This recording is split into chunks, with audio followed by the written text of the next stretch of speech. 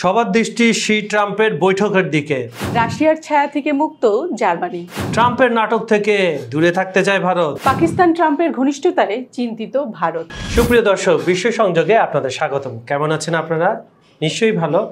আপনাদের সঙ্গে আজকে আমি রয়েছি কাজল হায়দার, আর আমার সঙ্গে আজকে স্টুডিওতে রয়েছেন সিনিয়র সাংবাদিক বিটি সমাদ্দার। বিটি আপু, আপনাকে আমাদের এই অনুষ্ঠানে স্বাগত। ধন্যবাদ আপনাকেও আমাকে ডাকবার জন্য।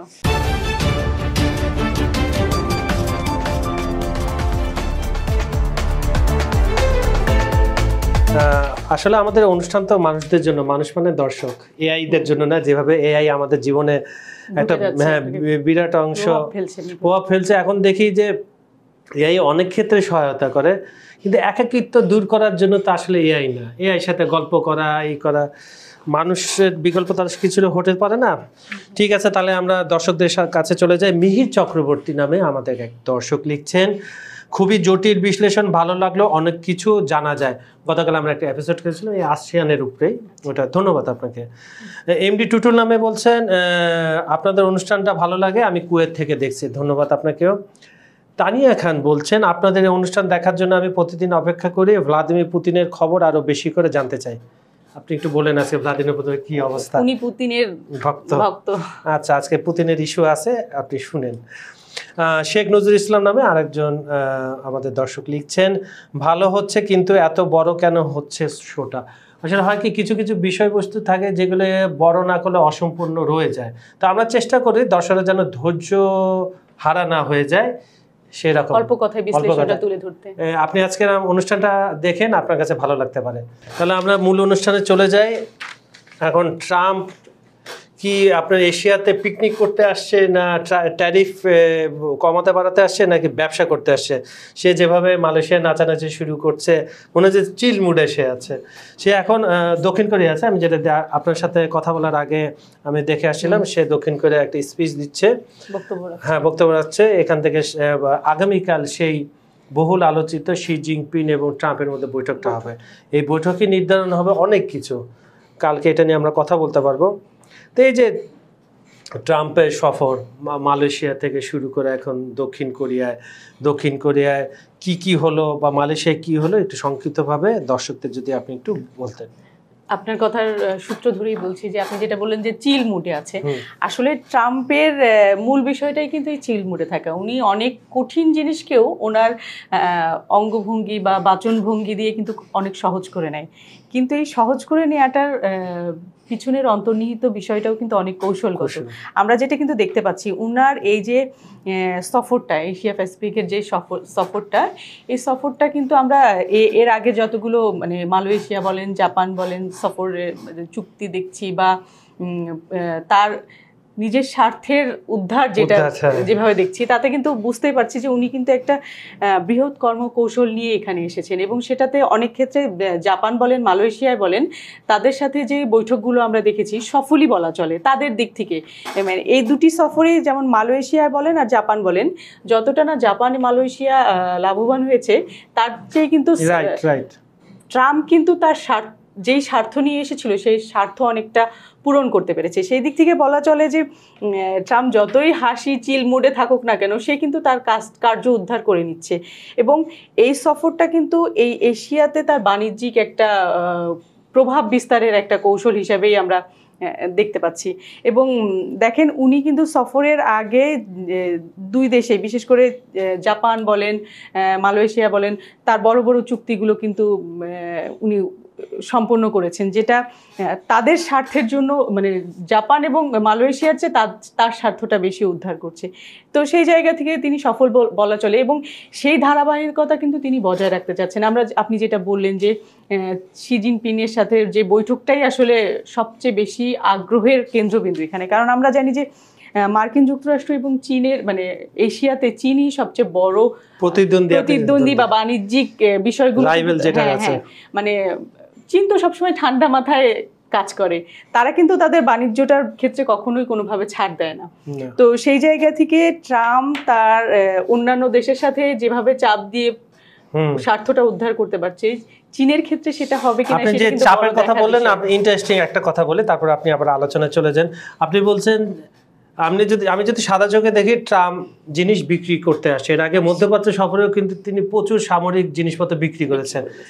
জাপান $500 বিলিয়ন বিনিয়োগ করবে কোথায়? মার্কিন যুক্তরাষ্ট্রে। এর মধ্যে কৃষি পণ্য এগুলো ঠিক আছে, কিন্তু আমরা সবাই জানি যে জাপানের গাড়ির ইঞ্জিনগুলো বিশ্ববিখ্যাত।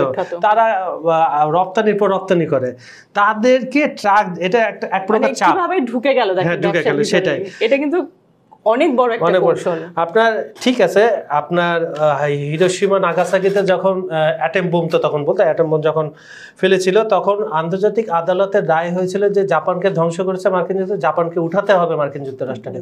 সেই দায়বদ্ধতা থেকে কিন্তু জাপানের অর্থনীতিকে দাঁড় করিয়ে দিয়েছে। এখন এমন পর্যায়ে জাপান চলে গেছে, আর আপনিও জানেন, আমরা জানি, সবাই জানে যে 37 ট্রিলিয়ন আরো কিছু বিলিয়ন ডলারের মতো ঋণগ্রস্ত হচ্ছে মার্কিন যুক্তরাষ্ট্র। তারা যদি ফেডারেল রিজার্ভ ব্যাংক থেকে যদি অর্থ না নেয়, তাদের ইচ্ছা মতো তারা মুদ্রা ছাপায়, তারা তো ঋণগ্রস্ত দেশ।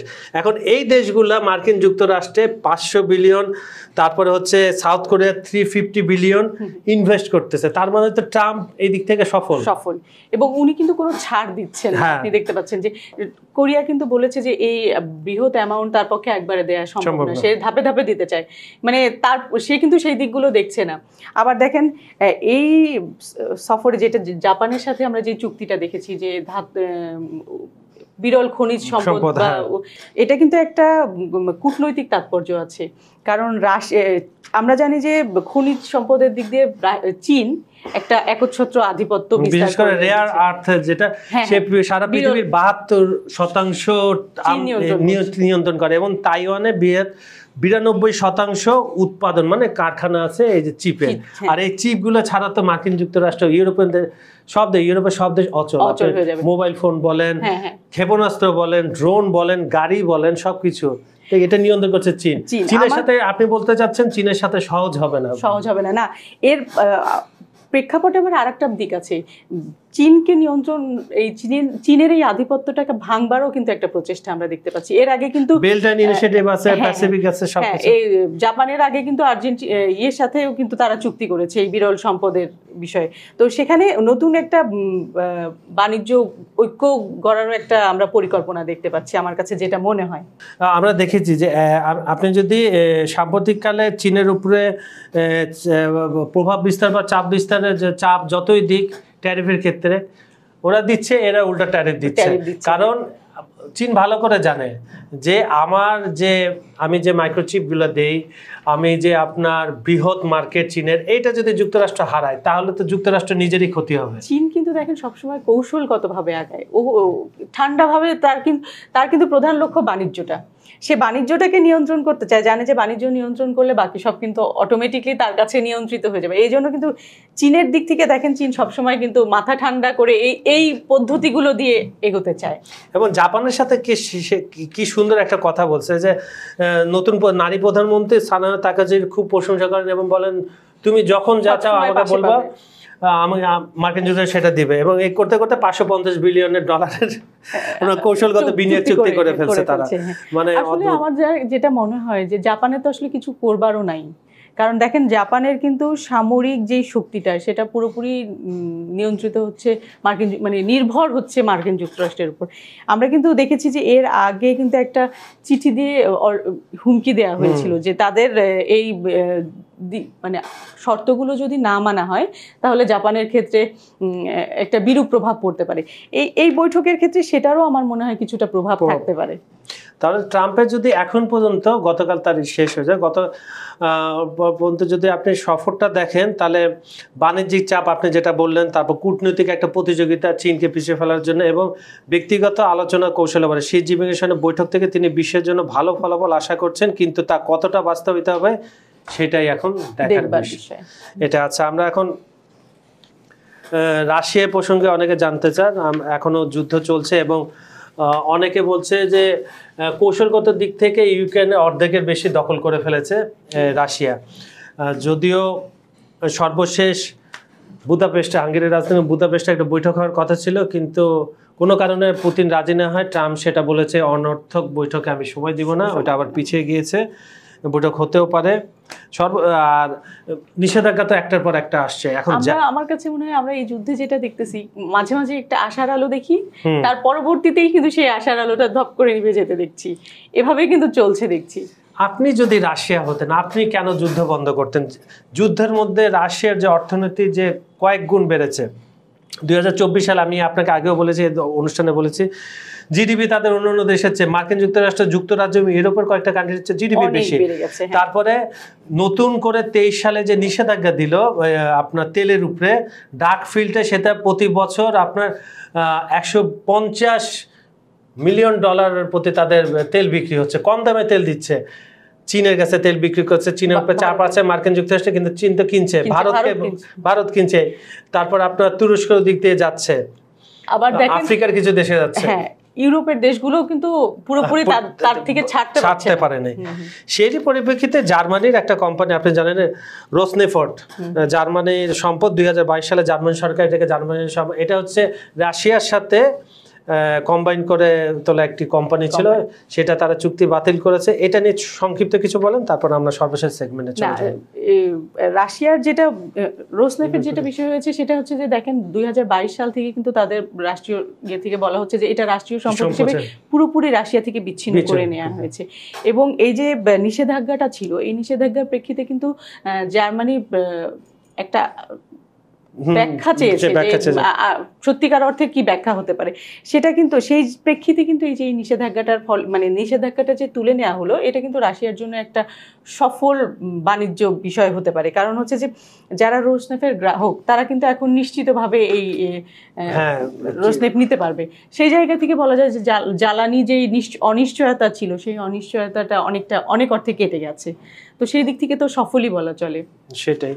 তো রাশিয়ার বিষয়ে আমাদের কিছু আপডেট থাকলে আগামীকাল আমরা আবার সে বিষয়ে আরও দিব, তথ্য আপনাদেরকে দিব, আপনাদের সেটা শুনে ভালো লাগবে।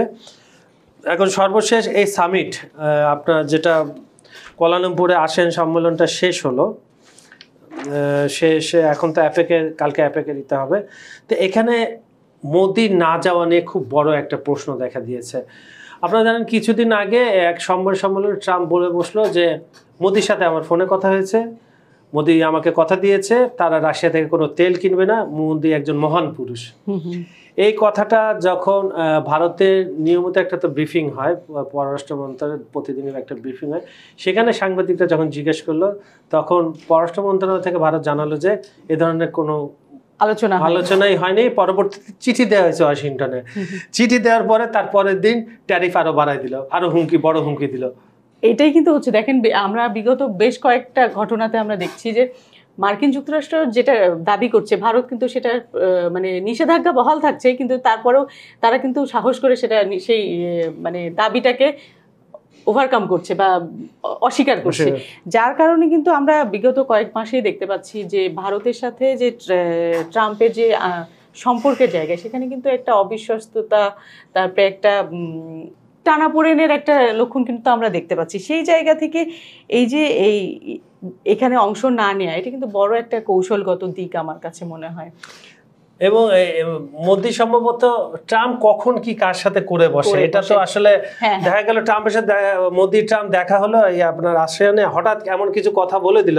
কারণ এখানে ট্রাম্প মোদি আরেকটা জিনিস ভয় পাচ্ছে যে ভারত পাকিস্তান সংঘাত বন্ধ করেছে ট্রাম্প, এই কথাটা যেন আবার না ওঠে।